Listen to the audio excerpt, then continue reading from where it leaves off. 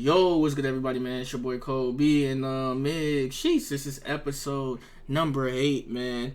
Mission is called Blood from a Stone between Bret the Hitman Hart versus Stone Cold Steve Austin on March 23rd, 1997, WrestleMania 13. Bret Hart and Steve Austin look to settle a months-long grudge in a submission match that will see the winner force the loser to give up one of the greatest matches of all time that goes down with no rules to hold them back. Now, the only thing is, I am playing on Legend difficulty, man, so it's probably going to be hard as hell to, you know what I'm saying, play the submission game, but we're going to have to go ahead and get the job done. We're going to have to go ahead and do our thing. But anyways, I hope you guys enjoy, man, and without further ado, let's do what it do and get right into episode number 8, man. Let's get it. Let's go. One of WrestleMania's greatest collisions comes to its scintillating conclusion with Razor Ramon just managing to outlast Shawn Michaels, claiming possession of the Intercontinental Championship at WrestleMania 10. The latter match would open the door for future classics, like the TLC and Money in the Bank matches as well, forever sealing its place in WrestleMania lore. Our next match is another legendary moment that will live forever, as we head to WrestleMania 13. Rosemont, Illinois would play host to the most important night on the sports entertainment calendar. And on this night, a match that is the literal definition of an all-time classic unfolded. Bret Hart had been the face of WWE's new generation for years, proudly defending the WWE Championship against all comers and defending WWE's honor against its most heinous villains. After losing the WWE Championship to Shawn Michaels in WrestleMania 12's Iron Man match, the Hitman took some time off to consider his future options. When he returned, roughly 6 months later, there were drastic changes to the landscape of WWE's universe. Top among those was the rise of Stone Cold Steve Austin.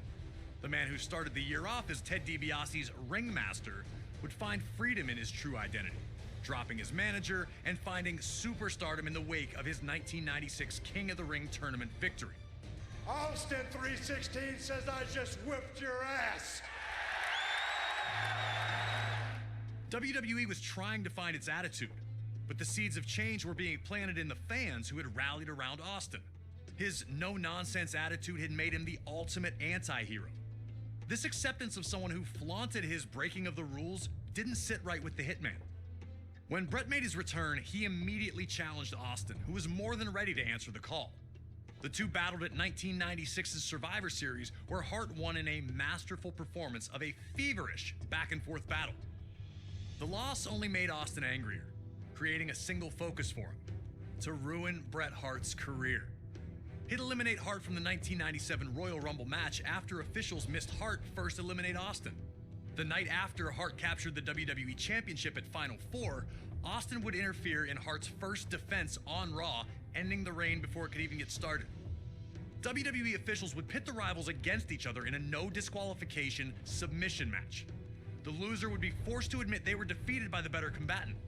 To make sure that order would be maintained, a special referee was assigned: the world's most dangerous man and former MMA champion, Ken Shamrock. And while Hart had the edge in submission wrestling, Austin was no slouch in that department. And he also had one other thing going for him: his promise to the world that he would never in a million years give up. Once the match started, these two unleashed months of hatred on one another.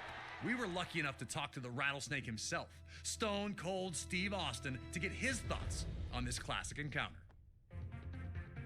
A lot of people think that the WrestleMania 13 match between myself and Bret the Hitman Hart is one of the best of all time. Certainly one of the best in all of WrestleMania. To me, it's a very special match because everything happened so magically, and specifically WrestleMania 13 cemented the legacy of who and what Stone Cold Steve Austin was. From start to finish, we started it off, we brawled out, we came back into the ring, we brought various factors from around the ring into the ring to use against each other. Some of the stuff backfired on me. It was full of chills, thrills, and spills. I gotta call a spade a spade. I mean, it is my favorite all-time match, and I've been to some classics. Always an honor to get to pick the brain of one of WWE's top-level legends. Thank you again to Stone Cold for talking with us about WrestleMania 13. Now it's on you to try and find a way to take out WWE's toughest SOB. Remember, there are no disqualifications, so use whatever you can, and maybe you'll find a way to get him to surrender. I just wouldn't recommend messing with the referee. Shamrock's ankle lock is nasty.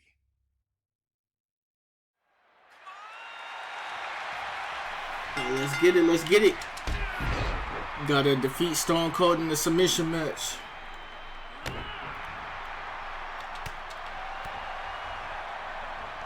See if we can do it.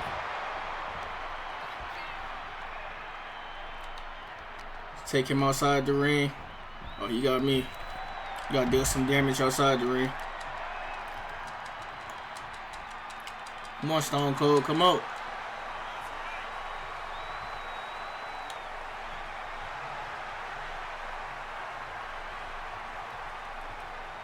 Yup, come on. Yup. On the back of that neck. Again. Ah, try to spam it.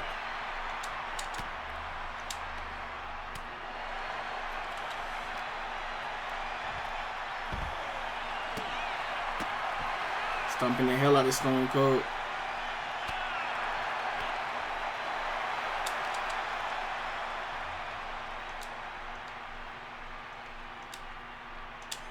I had him. I did not know the reversal to that at all.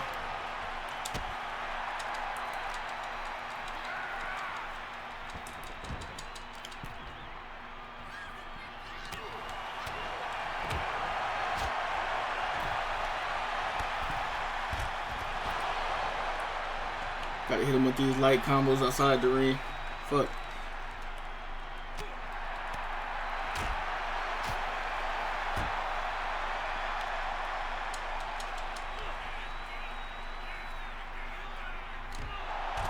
Finally, can I get this neck breaker off? Please. He's been reversing it every time. I thought I had him earlier in the match. This gotta be it. Thank you. Finally, on the chair.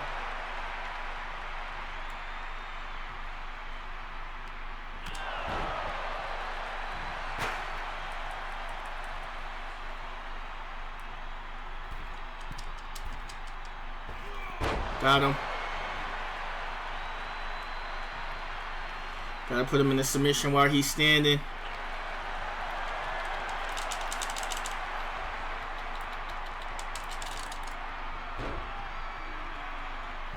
Alright, now I gotta focus on his legs. At least make them orange.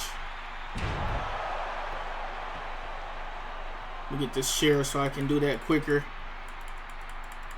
If it will let me. Wish he could wedge the chair on their legs. Maybe you used to be able to do that.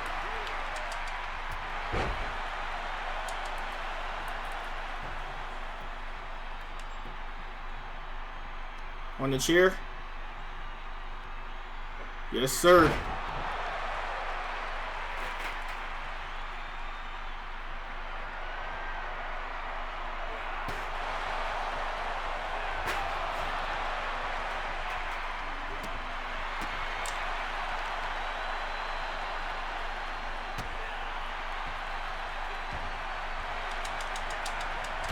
Oh my god, that was one hell of a clothesline. Gotta still stomp on them legs.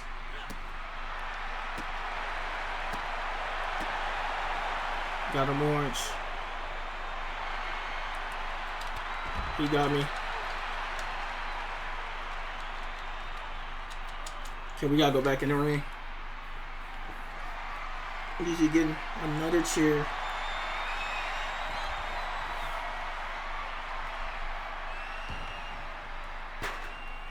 Hart immediately showed why this match was perfect for him. Instead of just punching Austin's face, he'd attack Austin's legs instead. Bret wanted to make sure that his search for revenge also ended with him victorious. Hurting Austin in a losing effort was worthless to him. Hart knew every single attack would be used to set up his vaunted sharpshooter, so he started the work early. The Hitman would also find ways to mix his technical style into a more vicious approach, like when he locked Austin in a figure-4 leg lock around the ring post. Normally, a hold that would be subjected to a referee's 5 count, Hart could inflict damage until he chose to let go. And just how much damage had the move done? Had Austin's knee brace offered any type of defense against the maneuver? Austin had the reputation as a brawler, but Hart was showing that he wasn't completely out of his element in this no disqualification match. Bret looked to keep things relatively simple, and so far the plan was paying off. Work the leg, break it down, and the submission opportunities would come.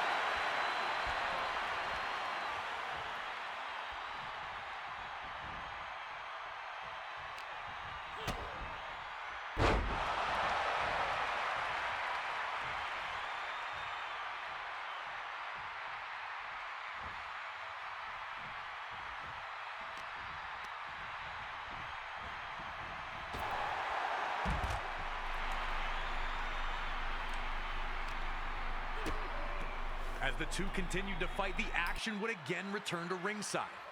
A strong Irish whip from Hart sent Austin flying into the guardrail by the timekeeper. Hart stayed on the attack, looking to maintain control under any circumstances. Unfortunately for Austin, a huge cut had been opened up on his head.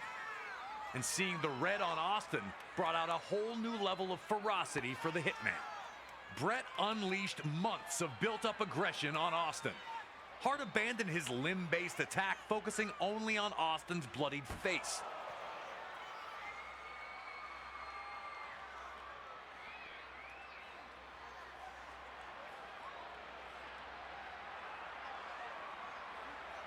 Austin looked to be in very, very bad shape now, all from an innocent Irish whip. It was now Austin's time to prove that he was everything that he said he was. Did Austin have the fight in him to keep going? Would he look for a way out now that Hart had him badly hurt?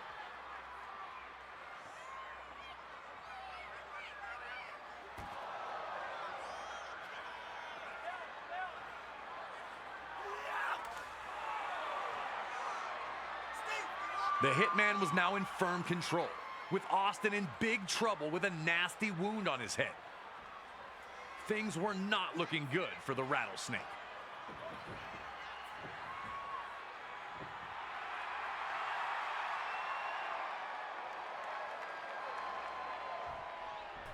All right. Let's get him. All right, what does it say? Okay, now we gotta get a chair and beat his ass with it. Surprised Ken Shamrock hasn't tried to do anything funny yet.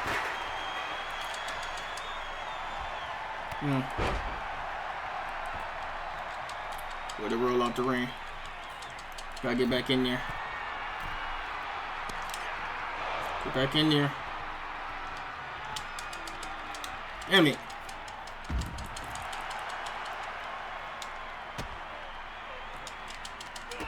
Get in the ring.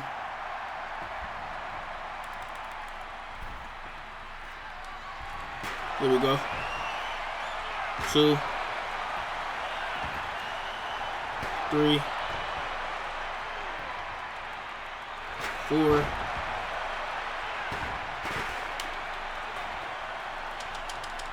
Here we go. Gotta hit him with the chair one more time.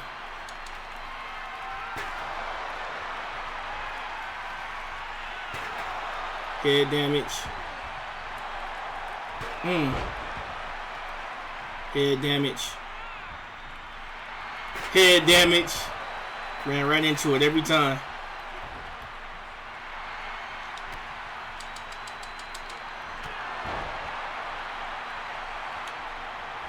Okay, there we go. Come on.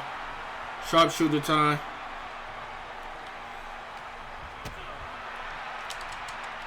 No. Oh, I reversed it. Let's get it. Stomp on him. He reversed it.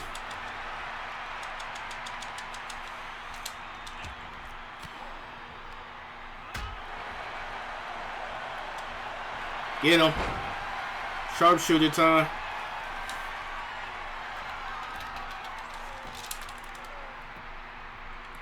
Okay, we got a Irish whip him across on the left side. Wait.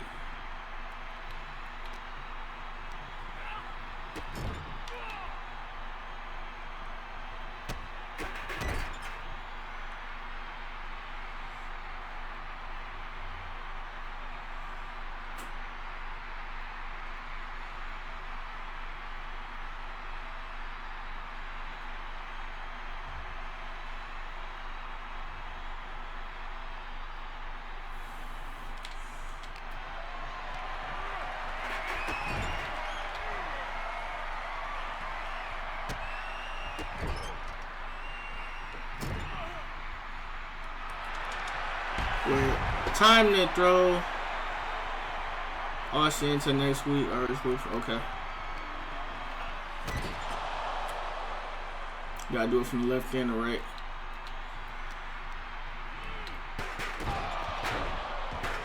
Well, I guess not. Time to throw Austin into next week. Irish whip from across the ring from the left side to the right.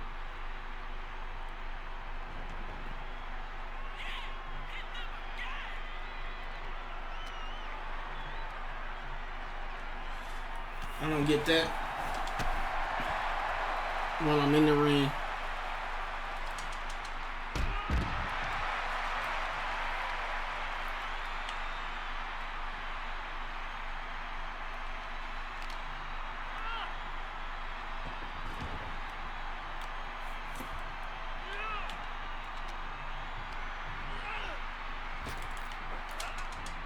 Oh, he got to catch and finish it too. I didn't even know that.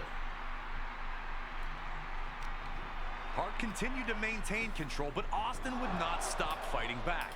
Desperate, Austin found an opening, tossing Hart to the apron. Austin would then reveal the lengths he was willing to go to, grabbing an extension cord at ringside. I still can't believe that Ken Shamrock checked to see if Hart gave up instead of trying to break him free.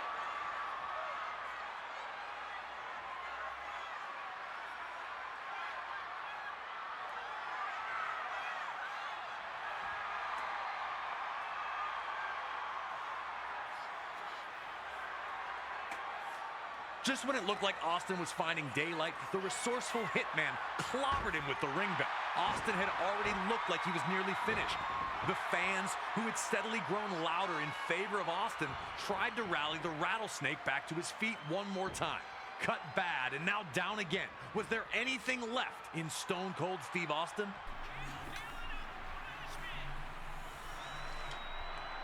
Let's get it. Tap him out. When Hart locked in the sharpshooter, you could see two clear reactions. One group was loudly cheering, sure that the hitman had done what he needed to do, and that victory was coming. The other group sat with a mixture of disappointment and hope on their faces. Austin was in trouble, of course, but there's no way Stone Cold was going to give up, right?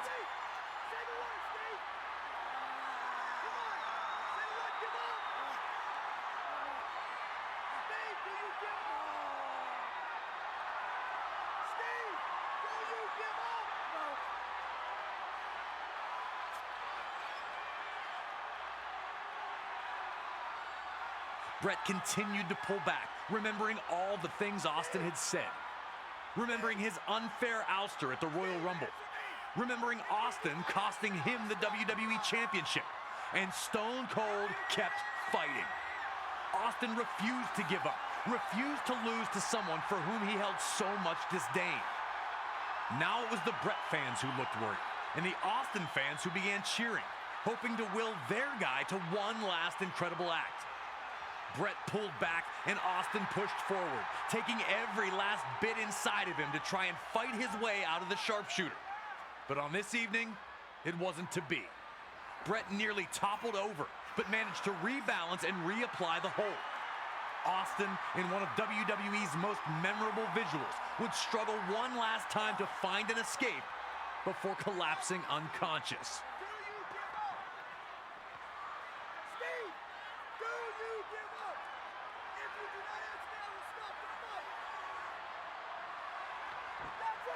Special referee Ken Shamrock would call the match here, as Austin was no... That is going to do it for this. We unlocked all this stuff for the showcase, man. That was tough. I am not going to sit here and lie. That was a little bit long, too. Pause. But that was episode 8, I believe. 1, 2, 3, 4, 5, 6, 7, 8. Yes, it was. And we have a lot more matches to go. I want to say we probably have about... Because I think there's a total of 21 matches. So... 9, 10, 11, 12, 13. I want to say we got about like 8 more matches left, and then that's going to be it. But I hope you guys enjoyed, man. Like I said, we got more content on the way. I appreciate all the love and support you guys have been showing me throughout this entire series, man. We got to keep grinding. We got to keep going, man. Like I said, again, with this wrestling shit, too, I'm going to have a lot of content posted on here, too, for y'all boys. But anyway, hope you guys enjoy, man. It's your boy, Kobe. I'm going to see y'all boys in the next one. Peace. Sheesh.